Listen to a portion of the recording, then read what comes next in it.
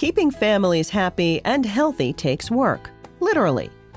Studies show that the typical middle-income American family works more than 3,800 hours a year, a number that's up more than 240 hours, or about 6 weeks total, from 10 years ago.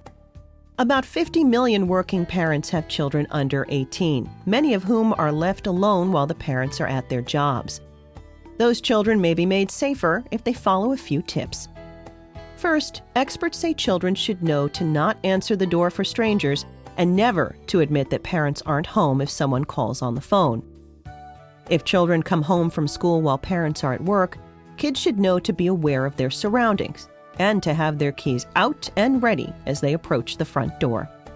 Finally, experts advise parents to be certain that children know what to do if there's an emergency inside the home and when it's time to get out of the house.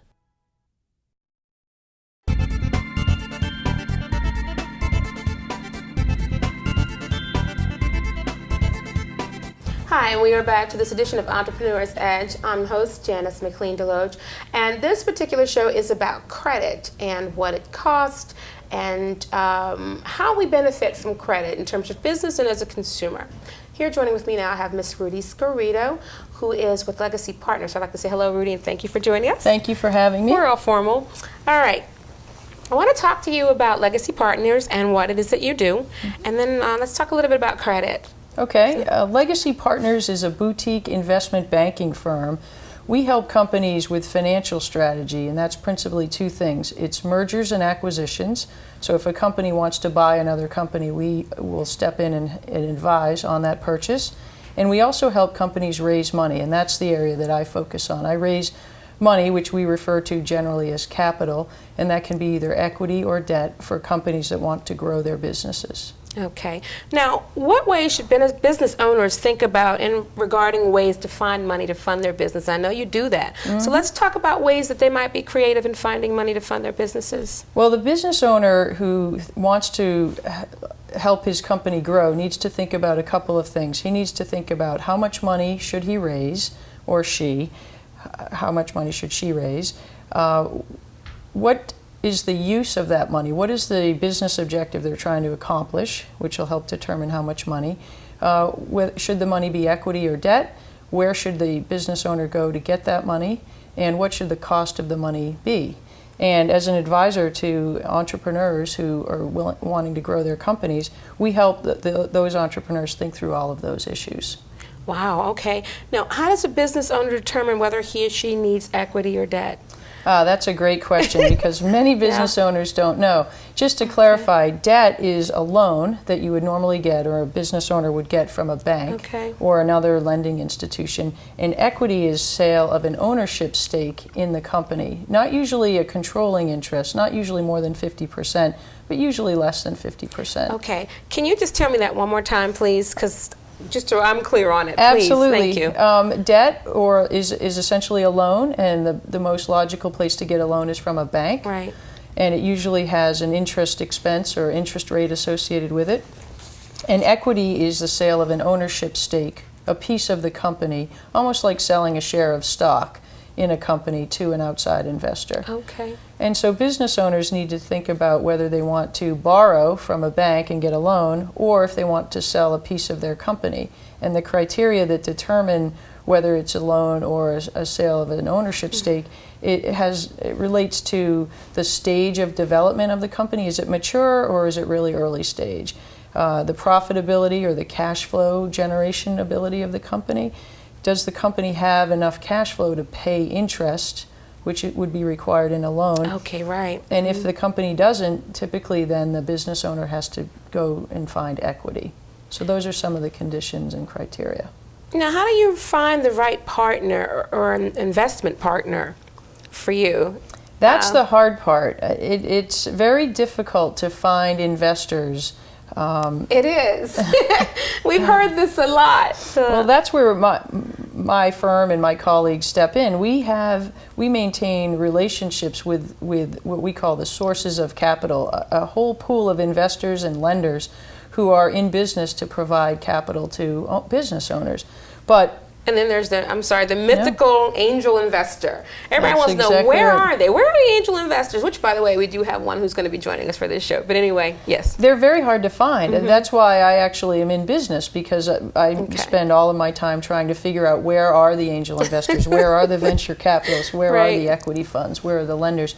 And so what a business owner should think about is, who are the people or the person or the institution that's going to either buy a piece of my company or make a loan? And what is the chemistry that I have as a business owner with those sources of capital? You should think about, how much should the money cost? And that's, again, we're getting somewhat technical, but that's where I can step in and be helpful, because there are a lot of people who will lend money or buy a percentage of your company, but the cost is very, very high. Our job is to try to help keep that cost low.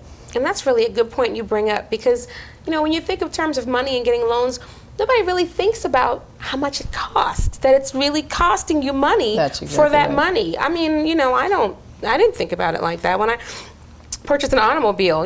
It's just like, you just want the car. You don't care about how much it costs until at the end of the 5 years you go, wow. I pay this much, and then you realize the car is falling apart. But anyway, yes. So how much? That's exactly right, and there's a range. It's usually some premium to the prime rate, and that's the lowest cost. So that may be, prime rate is 7.75% right now. So maybe it's half a percentage point to as many as 4 percentage points over the prime rate that you would pay, and that's at the low end of the spectrum. And then for equity, which is more expensive, you could be paying in the low 20 to 25%. And so part of our job is to help minimize the cost of that capital, because the business owner really does have to pay.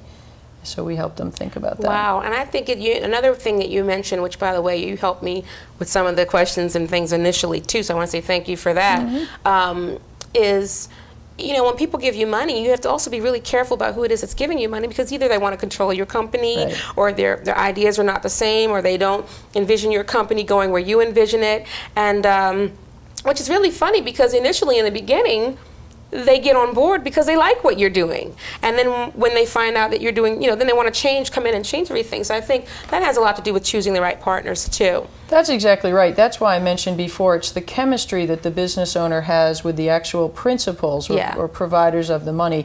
I like to tell business owners, what you see is what you get, because you can tell a lot from the way that you interact with people as to whether you're going to get along in a long-term relationship.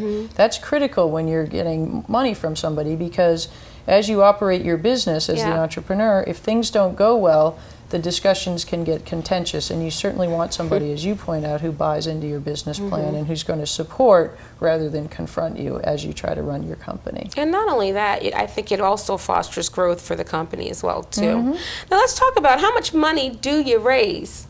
So you just throw out a number and say, let's go do that, or how do you come to that? You really have to think about it very carefully, because if you do throw out a number and it's not realistic, it's going to be very hard for you to find money from professional investors. What you want to do is think about what it is that you're trying to fund. So for instance, if you're trying to buy another company, there's going to be a price associated with that company. If you're trying to buy a piece of equipment, maybe you're a manufacturer and you need a new manufacturing machine, you need to fund to pay for that equipment. So the way that we encourage people to think about it is, define your use of proceeds. What is it specifically that you want the money for? Right.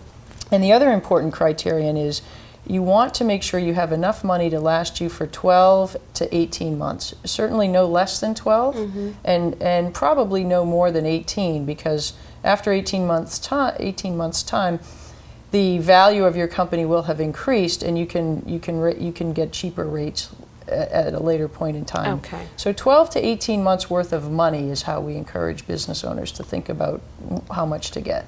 And that's usually around the same time where it's forecast, like when you do forecasting for your business plans and all, it's generally, they say up to 5 years, but that's pretty much around the 2-year time that they look for you to start turning the profit and all. That's right.